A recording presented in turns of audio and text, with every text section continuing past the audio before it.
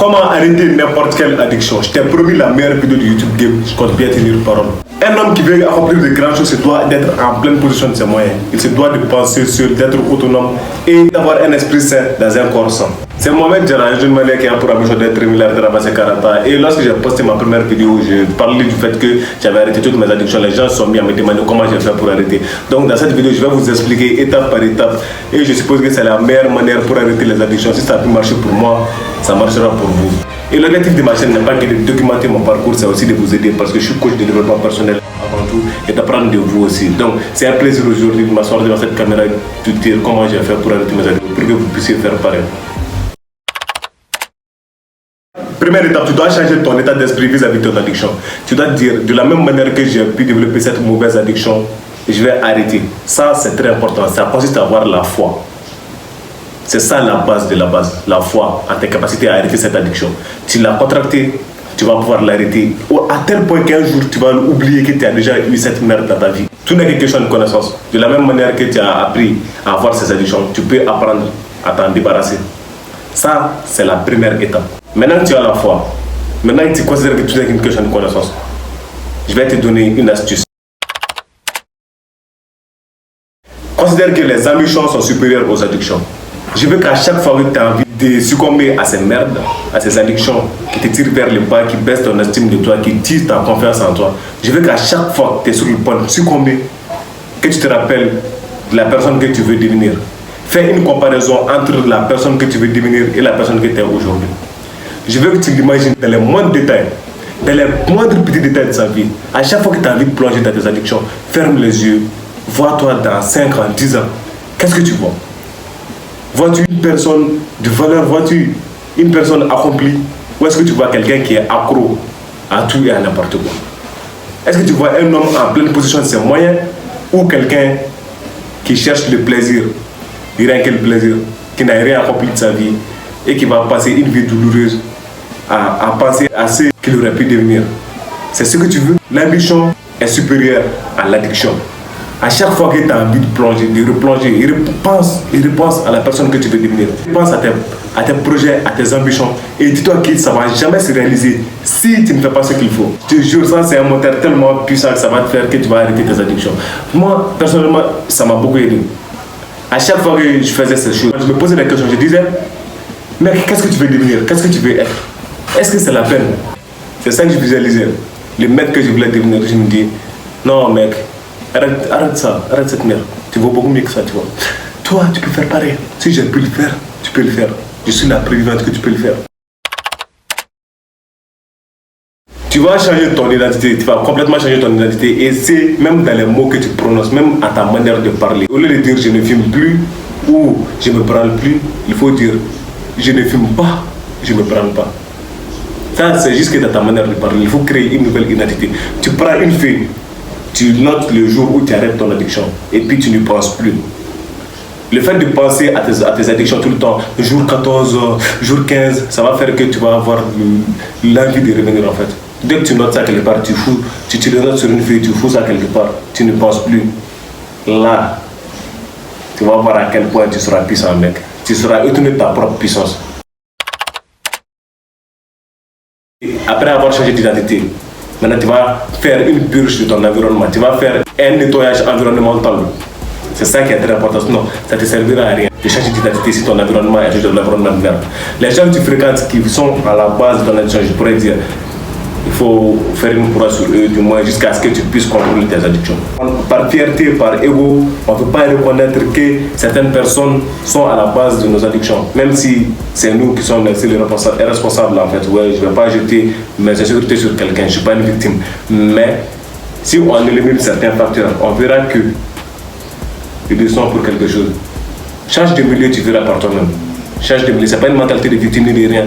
Change de milieu. Je vais dire les gens que tu fréquentes, les choses dans ton environnement qui te rappellent ton addiction. Par exemple, quand tu es accro au crack et qu'il y a des seringues qui te traînent partout dans ta maison, bien sûr que tu vas te rappeler ton addiction. Quand tu es accro à la cigarette et qu'il y a des briquets qui traînent partout, bien sûr que tu vas te rappeler ton addiction. Débarrasse-toi de tout ce qui pourrait te rappeler ton addiction.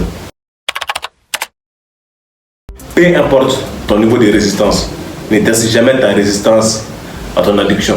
Ne te dis pas non, je suis balèze maintenant, je vais faire preuve de manque de prudence et je vais jouer avec mes addictions. Ne prends pas le fait de faire des efforts pour acquis. Ne prends pas le fait d'arrêter pour acquis. Une addiction, ça peut revenir à n'importe quel moment, sauf quand tu es vraiment immunisé. Et à un moment donné, tu vas commencer à guérir. C'est là que tu vas être arrogant. Tu vas te dire, oh, je suis presque guéri, je peux faire tout ça, je peux même maîtriser, je peux le faire de temps en temps, et juste demain, après, j'arrête. Non, ne teste jamais ta résistance à ton addiction. Maintenant que tu as fait ça, le plan, les conseils les plus importants, il est à la fin de cette vidéo. Le conseil le plus important, c'est la fin de cette vidéo, je vais te le donner. C'est que tu ne vas pas se passer comme prévu en fait. Tu vas faire des échecs. Tu vas devoir flirter avec l'échec. À chaque fois que tu vas échouer, tu vas utiliser ça comme leçon pour avancer. Tu ne vas pas utiliser ça comme excuse pour arrêter. Tu vas devoir flirter avec l'échec, mais tu vas arrêter pendant des 6 mois, tu vas recommencer. Des 1 année, tu vas recommencer. Tu vas arrêter pendant tellement de temps, tu vas faire toi, mais tu vas recommencer. Mais à chaque fois que tu recommences, ça doit être... ça ne doit pas être une excuse pour continuer. Pour foutre ton palmarès en l'air. À chaque fois que tu échoues, dis-toi que si tu échoues, c'est que tu es près de l'objectif. Tu es près d'y arriver, tu vois. C'est ça que ça devrait évoquer chez toi. Et je te préviens, ça ne sera pas facile. Ça sera difficile d'arrêter tes addictions. Et ça prendra du temps aussi. Parce que c'est des mauvaises habitudes que tu as eu à développer durant des années. Tu ne vas pas les arrêter en quelques jours quand même. Ça prendra du temps, c'est normal d'échouer. Ce qui est anormal, c'est de rester à terre. C'est de vivre avec l'échec. C'est ça qui est anormal. Tu vois ce que je veux dire ou pas? Donc, bref, c'est ça que j'ai utilisé. Et je vais te donner une méthode que j'ai personnellement utilisée. Ça, c'est un bonus, ça n'a rien à voir avec la bourse, c'est juste un bonus. Une méthode que j'ai utilisée qui m'a carrément aidé à me déranger de mes addictions. J'ai utilisé la méthode des 3. Tu fais 3 jours sans tes addictions. 3 jours, tu touches à rien. Même si tu crèves, mais tu le fais. C'est une question de volonté avant tout. Tu mets ton esprit au défi. Tu vois, c'est un putain de challenge entre toi et toi-même, comme le dirait David Goggins. 3 jours, tu touches à rien. Au bout de ces 3 jours, dis-toi que tu as accompli grande chose. Une très grande chose. Sois fier de toi. Parce que 3 jours sans toucher à ces addictions, c'est vraiment digne d'un grand homme. C'est digne de quelqu'un qui a la dalle en fait. Ne minimise pas ces 3 jours, tu vois. Tu vas t'en servir comme carburant pour ceux qui vont suivre. Après 3 jours, tu vas faire 3 semaines. Mec, 3 semaines de sévrage brutal, tu touches à rien. Tu écris le premier jour sur une page de feuille, tu le fous chez toi, tu n'y penses plus. À chaque fois, tu te surprends à penser à tes addictions. Pense à quelque chose, pense à l'argent, frère, ou à quelque chose d'intéressant même. Tu peux même faire de la lecture. À chaque fois que tu as envie de succomber à des addictions, fais des pompes ou du sport, mets ton énergie dans quelque chose d'autre. Parce que la nature a horreur du vide. La nature a horreur du vide. Si tu n'utilises pas bien ton temps et ton esprit, la nature trouvera le temps d'utiliser ton temps contre toi.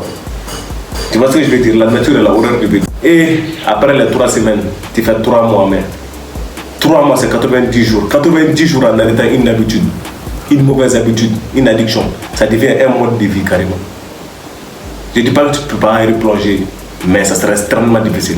Après les 3 mois, tu feras par toi-même, tu vas même commencer à oublier que tu as déjà eu cette addiction. Maintenant, tu sais comment on fait pour arrêter une mauvaise habitude, pour arrêter n'importe quelle addiction. Tu le sais maintenant, il va falloir être dur, mais il va falloir te battre, tu vois. Tu vas devoir aller au combat jour après jour contre toi-même. C'est toi contre toi, comme le dirait David Goggins. Et je te conseille de lire son livre, Can't Hurt Me de David Goggins. Ça t'aidera à réussir ta vie et à te débarrasser de tes addictions, tu vois.